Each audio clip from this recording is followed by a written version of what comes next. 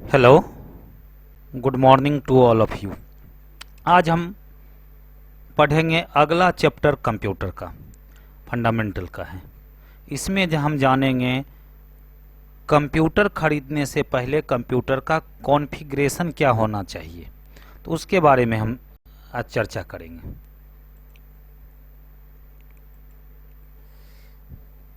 चलिए देखते हैं कंप्यूटर खरीदने से पहले हमें किन किन चीज़ों की ज़रूरत पड़ती है।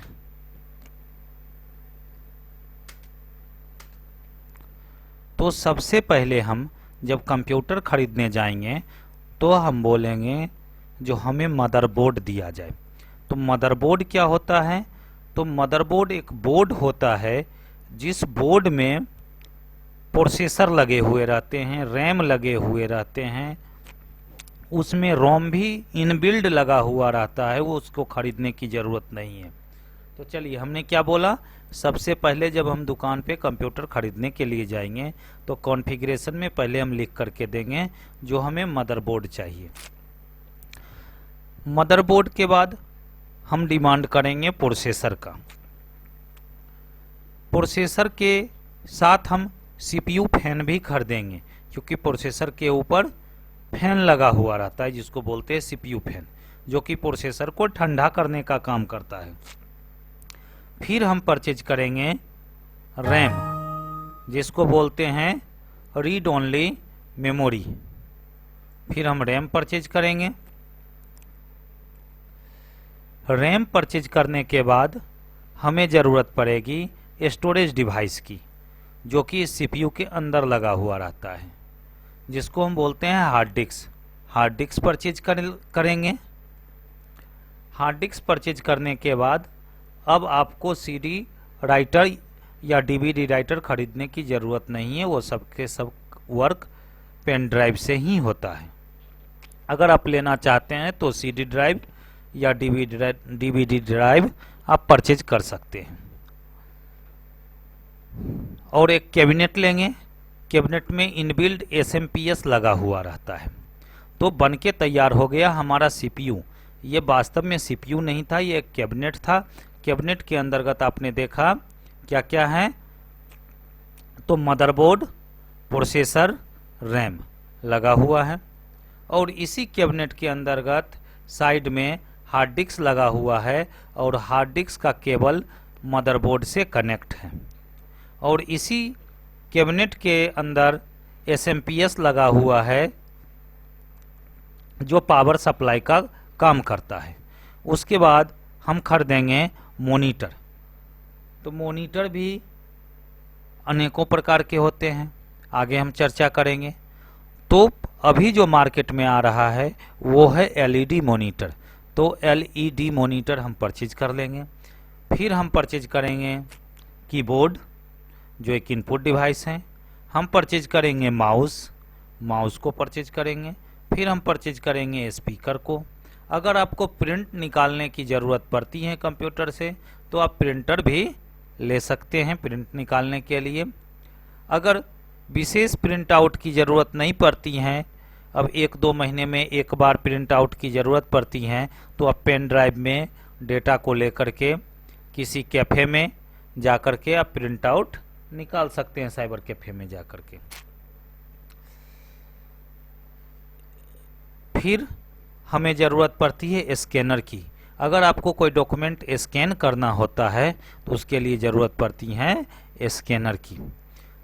तो इस स्कैनर पे जैसे हम बुक को रख देंगे तो बुक में जो छपा हुआ है वो दिखने कहाँ लगेगा हमें, तो मॉनिटर पे। फिर हम उसको सेव कर लेंगे उस डेटा को। और आपको अगर ज़रूरत पड़ती है माइक का तो आप माइक भी परचेज कर सकते हैं। तो ये था बेसिक कंपोनेंट कंप्यूटर का। आपका कंप्लीट सिस्टम तैयार हो चुका कंप्यूटर का। कंप्यूटर करता क्या है? कंप्यूटर जनरल पर्पस जो भी वर्क होता है वो सबके सब करता है। और जनरली 4 ऑपरेशंस होते हैं कंप्यूटर के अंतर्गत। प्रोसेसिंग करने के लिए, वो है इनपुट। जो भी कंप्यूटर के अंदर हम डालते हैं, चाहे वो कीबोर्ड हो या माउस हो, तो उसी को बोलते हैं इनपुट। माउस या कीबोर्ड से जो भी हम कंप्यूटर के अंदर डालते हैं वो हो गया इनपुट। इनपुट करने के बाद उस डेटा का प्रोसेसिंग हो जाता है। प्रोसेसिंग होने के बाद वो डेटा मॉनिटर पे डिस्प्ले करता है, जिसको बोलते हैं आउटपुट, या स्पीकर के जरिए सुनाई देता है, जिसको हम बोलते हैं इंफॉर्मेशन। जो भी मॉनिटर पे हमें दिख रहा है वो सब के सब क्या है, इंफॉर्मेशन। फिर उसको हमें सेव करने की ज़रूरत होती है, तो हम सेव कर लेते हैं। तो वो सेव कहाँ होता है, तो स्टोरेज डिवाइस में, जिसको हमने बोला हार्ड डिस्क, या कोई सेव करना चाहता है पेन ड्राइव में, तो डायरेक्ट पेन ड्राइव में भी सेव होता है। अब हम जानेंगे कंप्यूटर का प्राइमरी कंपोनेंट्स क्या क्या है। तो चलिए देखते हैं। जब हम इनपुट करते हैं तो वो डेटा कहाँ चला जाता है, मेमोरी में जाता है। मेमोरी का डेटा फिर चला जाता है सीपीयू के पास, जहाँ सीपीयू में लगे हुए हैं अर्थमेटिकल लॉजिकल यूनिट। तो ये सीपीयू में लगे हुए हैं। अर्थमेटिकल लॉजिकल यूनिट का काम क्या होता है, अगर डेटा मैथमेटिकल हैं तो मैथमेटिकल को ही बोलते हैं अर्थमेटिकल। अगर डेटा मैथमेटिकल हैं, मैथमेटिक्स के अंतर्गत आते हैं जोड़, घटाव, गुना, भाग, एडिशन, सब्ट्रैक्शन, मल्टीप्लिकेशन, डिवीजन। अगर इस टाइप का वर्क है तो अर्थमेटिकल यूनिट, सीपीयू में जो अर्थमेटिकल यूनिट लगा हुआ है वो वर्क को पूरा करेगा। अगर प्लस माइनस मल्टीप्लिकेशन डिवीजन नहीं है, अगर वहाँ पे less than, greater than, less than equal to, greater than equal to, not equal to, और एंड, ये सब कंडीशन आ रहा है, तो लॉजिकल यूनिट उस वर्क को सॉल्व करेगा।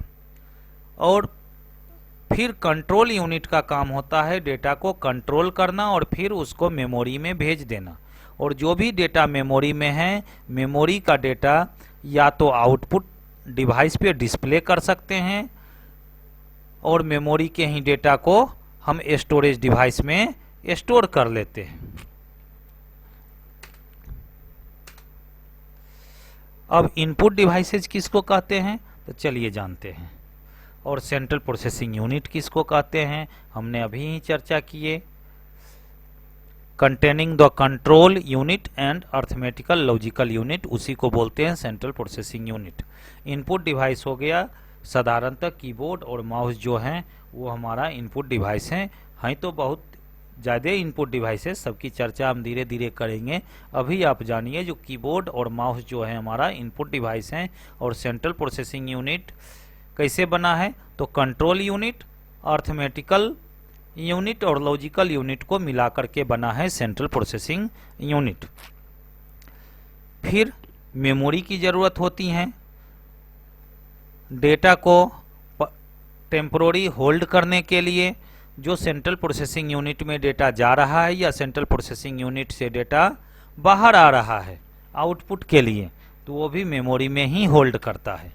फिर आउटपुट डिवाइस के जरिए हम डेटा को देखते हैं या सुनते हैं। स्टोरेज डिवाइस में डेटा को हम स्टोर करते हैं। तब जानते हैं इनपुट डिवाइसेज कौन कौन से हैं।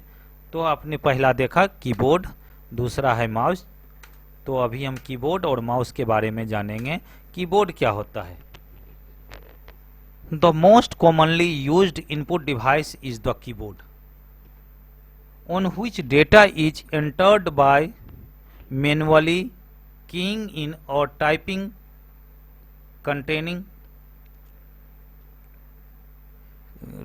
certain keys. A keyboard typically has 101 और 105 कीज। तब देखिए कीबोर्ड क्या होता है, तो कीबोर्ड जो है एक कॉमन इनपुट डिवाइस है। इसके बिना कंप्यूटर हम चला ही नहीं सकते हैं, क्योंकि बिना कीबोर्ड के डेटा हम कैसे एंटर करेंगे। तो डेटा को टाइपिंग करने के लिए कीबोर्ड की ज़रूरत पड़ी। और एक कीबोर्ड में 101 की होते हैं या 105 कीज होते हैं, ये नॉर्मल कीबोर्ड में होते हैं। अगर मल्टीमीडिया कीबोर्ड है तो उसमें और ज़्यादा की होते हैं, 10-15 कीज और ज़्यादा होते हैं। तो ये डिपेंड करता है कंपनी पे, किस कंपनी का कीबोर्ड है और उस कीबोर्ड में कितना मल्टीमीडिया कीबोर्ड कीज डाले हुए हैं। तो मल्टीमीडिया कीबोर्ड क्या होते हैं, तो उसमें एक्स्ट्रा फीचर्स दिए हुए हैं। मल्टीमीडिया मतलब हो गया ऑडियो वीडियो से रिलेटेड। उसमें जब हम कोई फिल्म देख रहे होते हैं, मूवी देख रहे होते हैं या वीडियो सुन रहे होते हैं, तो उस वीडियो के साउंड को हम बढ़ा सकते हैं कीबोर्ड के ही बटन के द्वारा, कम कर सकते हैं, म्यूट कर सकते हैं, बहुत सारे स्पेशल कीज लगे, इंटरनेट खोल सकते हैं हम। तो ये सब मल्टीमीडिया कीबोर्ड में फंक्शन दिए हुए हैं, जो उस बटन को प्रेस करते ही ये वर्क हो जाएगा। माई कंप्यूटर खोलना है, कंट्रोल पैनल खोलना है, इस सब के लिए स्पेशल की बने हुए हैं। लेकिन साधारणतः जो कीबोर्ड आते हैं, जिसको नॉर्मल कीबोर्ड बोलते हैं, उसमें 101 कीज से लेकर के 105 कीज होते हैं। कीबोर्ड नाम क्यों पड़ा, क्योंकि उसमें बहुत सारे कीज लगे हुए रहते हैं, इसीलिए इसका नाम पड़ा कीबोर्ड। तो कीबोर्ड एक इनपुट डिवाइस है और इसका काम होता है टाइपिंग करने के लिए, चाहे वो अल्फ़ाबेट्स टाइप करना हो, ए से लेकर के जेड तक, स्मॉल लेटर लिखना हो, कैपिटल लेटर लिखना हो, 0 से लेकर 9 तक लिखना हो, स्पेशल सिंबल्स लिखना हो, अर्थमेटिकल सिंबल्स लिखना हो, लॉजिकल सिंबल लिखना हो, ये सब के सब कीबोर्ड में अंकित किए हुए हैं। ये जो हमारे पास हैं, ये हैं मल्टीमीडिया कीबोर्ड। ये नॉर्मल कीबोर्ड नहीं है, ये हैं मल्टीमीडिया कीबोर्ड, क्योंकि इसमें कुछ स्पेशल कीज दिए हुए हैं। अगर ये स्पेशल कीज नहीं होता तो इसी को हम बोलते नॉर्मल कीबोर्ड। नॉर्मल कीबोर्ड और मल्टीमीडिया कीबोर्ड में यही अंतर है, जो यहाँ पे जो आप देख रहे हैं, जहाँ पे मेरा माउस का पॉइंटर जा रहा है, ये क्या है, ये स्पेशल कीज है।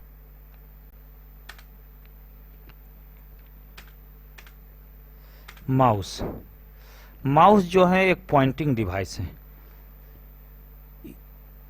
is a pointing device which is used to control the movement of a mouse pointer on the screen to make selections from the screen.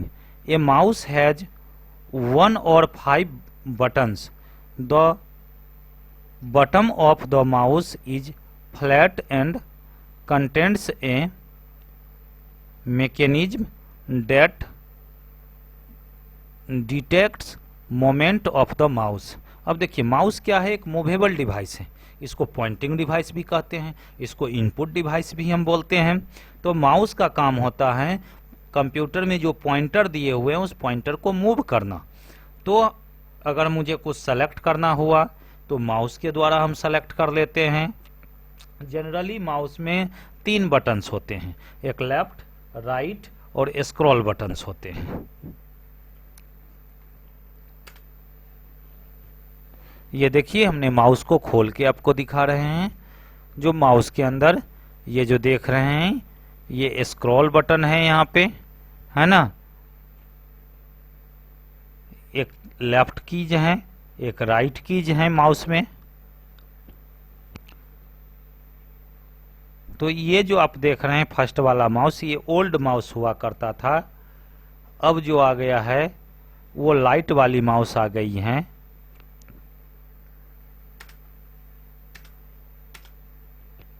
अब जानेंगे सेंट्रल प्रोसेसिंग यूनिट के बारे में।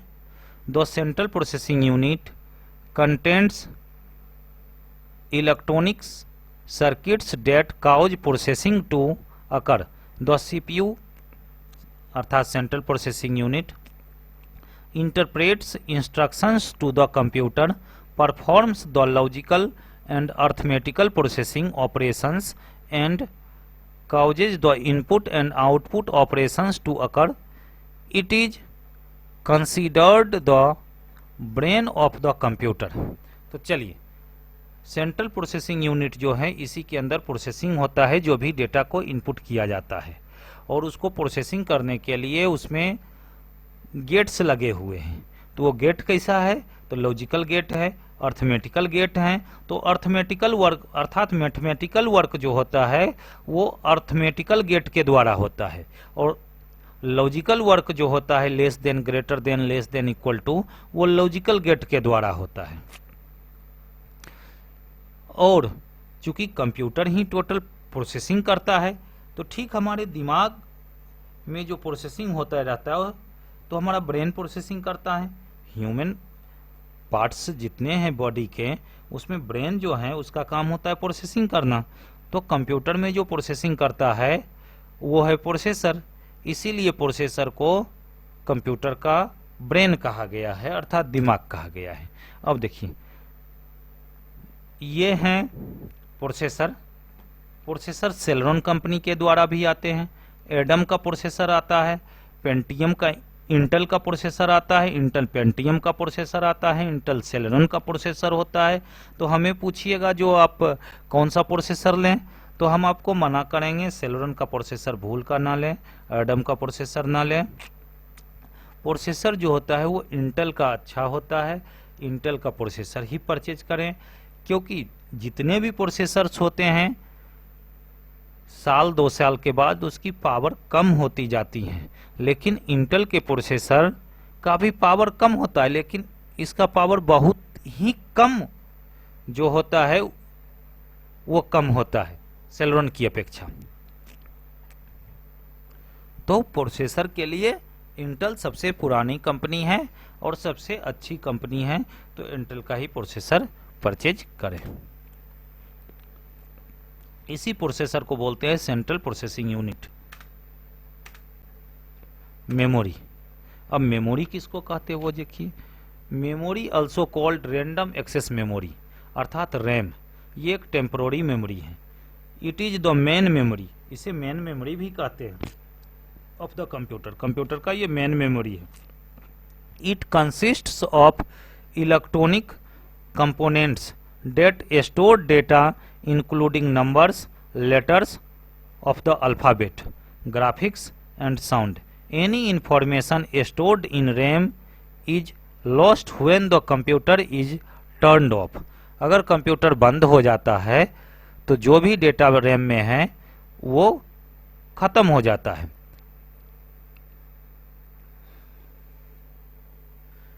क्योंकि ये वोलेटाइल होता है। वोलेटाइल का मतलब ही होता है switch off, data will be loss. तो रैम जो है वो टेम्पोररी मेमोरी है, जहां डेटा होल्ड करता है।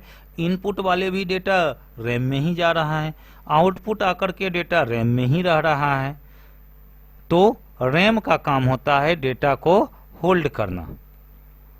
जब उसी डेटा को हम सेव कर देते हैं रैम वाले डेटा को, तो वो चला जाता है सेकेंडरी मेमोरी में।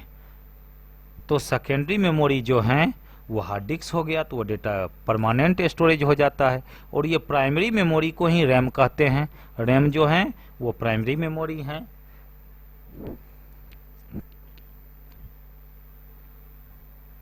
और इसमें स्विच ऑफ होने के बाद या कंप्यूटर को हम बंद कर देते हैं तो रैम का डेटा लॉस हो जाता है। Memory, read only memory. ROM is memory that is etched on a chip that has a startup directions for your computer. It is permanent memory. अब देखिए, मेमोरी का भी दो पार्ट है। एक आपने देखा रैम, दूसरा है रोम। रोम बनता कब है? ये मदरबोर्ड में ही लगा हुआ रहता है रोम। जब हम मदरबोर्ड परचेज करेंगे तो उसी में लगा हुआ रहता है रोम। रोम को ऊपर से परचेज करने की ज़रूरत नहीं है। तो मदरबोर्ड में एक इनबिल्ड चिप लगा हुआ है, उस चिप का ही नाम है रोम। इस रोम में प्रोग्रामिंग मैन्युफैक्चरिंग के टाइम ही लिखा गया है। तो रोम जो बनता है मदरबोर्ड के मैन्युफैक्चरिंग के टाइम ही रोम मदरबोर्ड में लगा दिया जाता है। और ये रोम जो है कंप्यूटर को स्टार्ट होने में भी इंस्ट्रक्शंस देता है, और रोम के ही द्वारा ऑपरेटिंग सिस्टम को कंट्रोल किया जाता है। ऑपरेटिंग सिस्टम को कंट्रोल कौन करता है? तो रोम करता है। कंप्यूटर में जो कंपोनेंट्स लगे हुए हैं उसको भी कंट्रोल करने के लिए रोम की ही जरूरत होती है। हम देखिए, ये है मदरबोर्ड। इस मदरबोर्ड में ये जो दिख रहा है ये रैम का व्हाइट वाली रैम का स्लॉट है, इसमें ब्लू वाली जो ये रैम दिख रही हैं ये रैम है, उस स्लॉट में रैम को लगा दिया गया है। ये था रैम का स्लॉट, यहाँ रैम लगा हुआ है। ये जो देख रहे हैं ये मदरबोर्ड में एक बैटरी लगा हुआ है जिसको बोलते हैं सीमोस बैटरी। तो कंप्यूटर में जो डेट एंड टाइम सेट रहता है, कंप्यूटर के ऑफ होने के बाद भी वो डेट एंड टाइम चलता ही रहता है। दूसरे दिन भी खोलते हैं, तीसरे दिन भी जब कंप्यूटर खोलते हैं तो डेट एंड टाइम वही दिखाता है जो उस वक्त का डेट एंड टाइम होता है, क्योंकि इसके अंतर्गत भी एक बैटरी लगा हुआ रहता है। तो आपने देखा मेमोरी अर्थात रैम को आपने देखा, तो यही है रैम।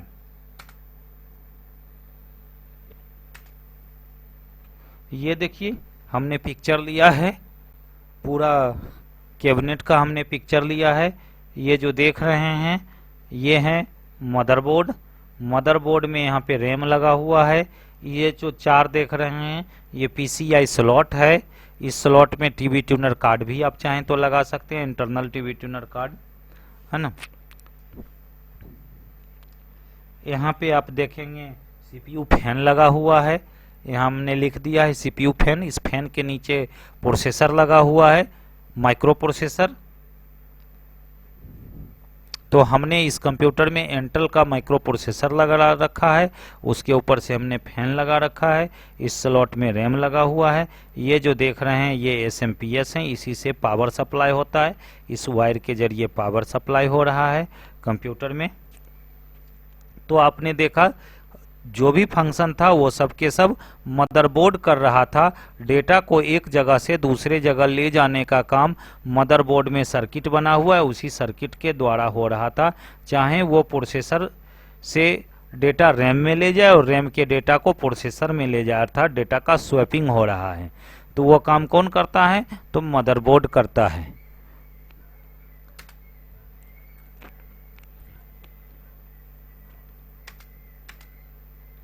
अब आउटपुट डिवाइस क्या होता है?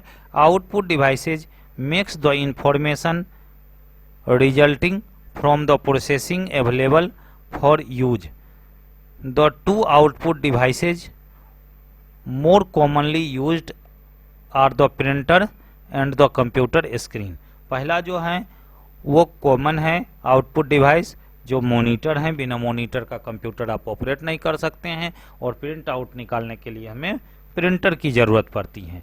और वैसे आप कह सकते हैं तीसरा भी आउटपुट डिवाइस काफ़ी इंपॉर्टेंट है, जिसको हम स्पीकर बोलते हैं। The printer produce a hard copy of your output. Computer के अंतर्गत जो भी इंफॉर्मेशन लिखा हुआ है उसको हम सॉफ्ट कॉपी बोलते हैं, और जब उसी का हम प्रिंट आउट निकाल लेते हैं तो उसको हम हार्ड कॉपी बोलते हैं। And the computer screen produce a soft copy of your output. जो स्क्रीन पे जो दिख रहा है उसको सॉफ्ट कॉपी बोलते हैं, और प्रिंटर के द्वारा जो प्रिंट आउट निकाल लेते हैं इस पेपर पे जब प्रिंट आउट निकलेगा तो उसी को बोलेंगे हार्ड कॉपी।